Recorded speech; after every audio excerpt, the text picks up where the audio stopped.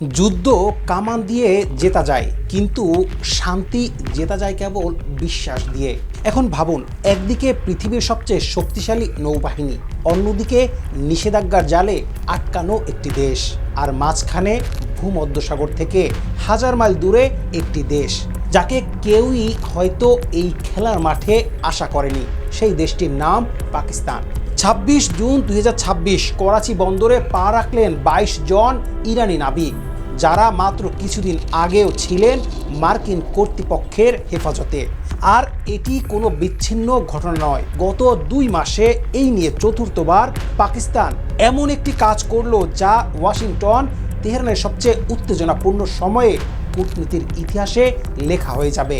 কিন্তু কিভাবে, কোন গোপন পথে ইসলামাবাদ এই অসাধ্য সাধন করলো? আজকের ভিডিওতে সেই পুরো গল্পই খুলে বলবো। তো চলুন শুরু করা যাক।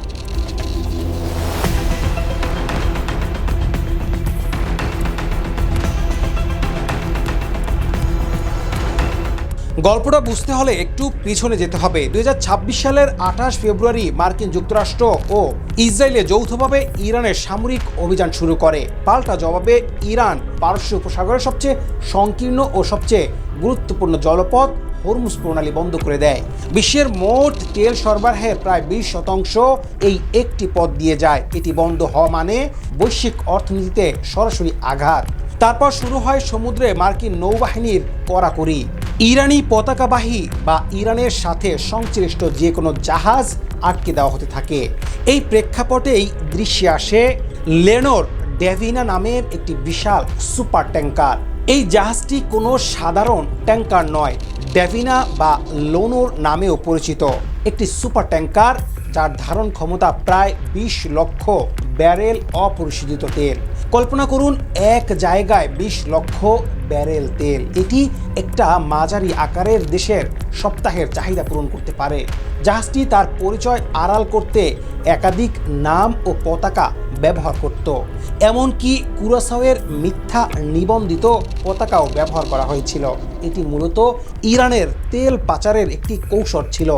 গোস্ট ট্যাঙ্কার নেটওয়ার্কের অংশ, যেখানে জাহাজগুলো বারবার নাম ও পতাকা বদলে আন্তর্জাতিক নিষেধাজ্ঞা ফাঁকি দেয়।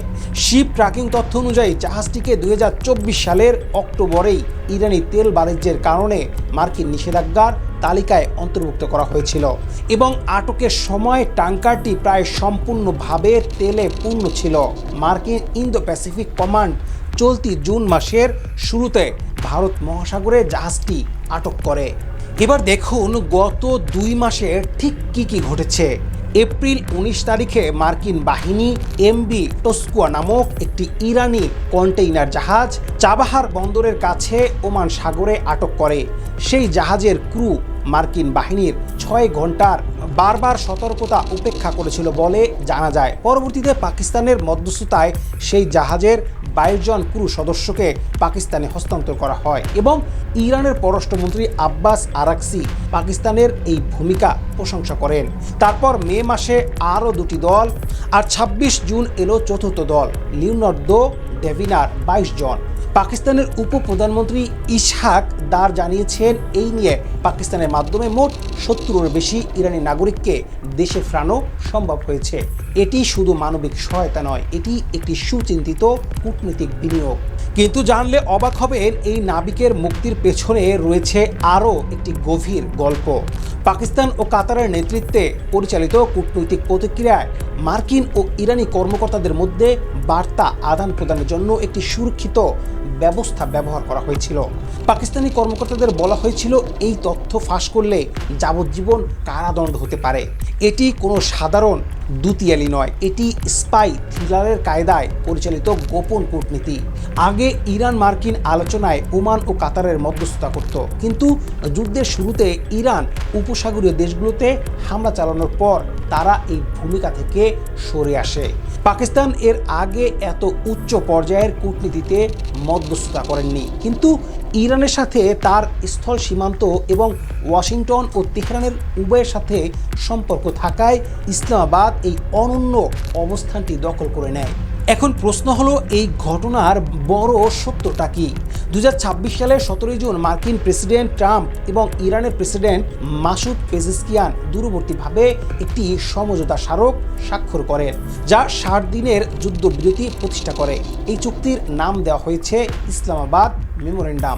পাকিস্তানের রাজধানীর নামে চুক্তিতে হরমুজ প্রণালী বাণিজ্যিক জাহাজ চলাচলের জন্য পুনরায় খুলে দেওয়া এবং $25 বিলিয়ন পর্যন্ত জমাট ইরানি সম্পদ মুক্তির বিষয়টি অন্তর্ভুক্ত ছিল। সুইজারল্যান্ডের লেক লুসার্নে অনুষ্ঠিত আলোচনার মার্কিন ভাইস প্রেসিডেন্ট জেডি ভ্যান্স সরাসরি পাকিস্তানের প্রধানমন্ত্রী শাহবাজ শরীফ এবং স্টাফ ফিল্ড মার্শাল অসীম মনিরের সাথে বৈঠক করেন। পাকিস্তানের কূটনৈতিক ইতিহাসে এমন মুহূর্ত বিরল। অর্থনৈতিক দিক থেকে বিশ্লেষণ করলেও এর গুরুত্ব অপরিসীম। হরমুজ বন্ধ থাকলে বিশ্ববাজারে তেলের দাম যেভাবে আকাশ ছুঁয়েছিল, তা বাংলাদেশের মতো আমদানি নির্ভর দেশগুলোর অর্থনীতিতেও সরাসরি চাপ ফেলেছিল। এখন পথ খোলার ক্ষেত্রে পাকিস্তানের এই ভূমিকা দক্ষিণ এশিয়াকে ভূরাজনৈতিক মানচিত্রে নতুনভাবে স্থাপন করেছে।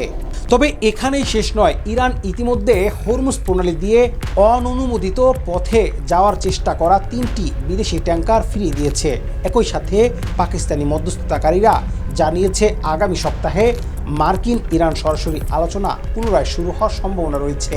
60 দিনের যুদ্ধবিরতির ঘড়ি চলছে। পারমাণবিক কর্মসূচি, নিষেধাজ্ঞা প্রত্যাহার, লেবাননে হিজবুল্লাহর অস্ত্র সমর্পণ। এত বড় বড় গ্রিড এই 60 দিনে খোলা সম্ভব হবে কি? এখন আপনার কাছে দুটি প্রশ্ন রেখে যায়। প্রথমত, পাকিস্তান কি দীর্ঘমেয়াদী এই কূটনৈতিক মধ্যস্থতাকারীর ভূমিকা ধরে রাখতে পারবে, নাকি ভারত পাকিস্তান উত্তেজনা এই সুযোগ নষ্ট করে দিবে? দ্বিতীয়ত, ইরানের পারমাণবিক কর্মসূচির প্রশ্নে যদি চুক্তি ভেঙে পড়ে, তাহলে হরমুজ আবার বন্ধ হলে বাংলাদেশ সহ দক্ষিণ এশিয়ার দেশগুলোর অর্থনীতি কতটা গভীর ক্ষত তৈরি হবে? মন্তব্যে আপনার বিশ্লেষণ জানান, আমরা পড়ি এবং উত্তর দেই। দেখা হবে পরের ভিডিওতে। ধন্যবাদ।